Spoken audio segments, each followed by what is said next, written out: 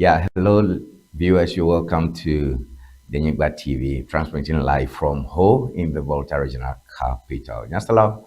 Banyigba TV, you can ponko semi mele cho ho le otoe le ho poli ponto me ponko e a semi mele Tony Magboy e nya le mia plom da kuna mia vale ke mi ore ka pa plumi le gbe po wona to he ame a ba mia ame ke pona Danyigba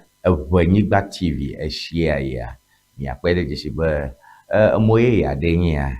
egbe ye ya de ya ike ƒe ŋkɔ semi mie le ta me da kpena mi tɔxɛ be miwɔ ɖeka kpakplim le eƒe yeye ƒe ŋdimewɔna yiwo ke mianɔ wɔna mi le eƒe akpe eve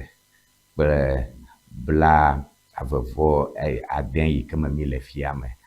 Meda kpena miava leke miwɔ ɖeka kpakplim.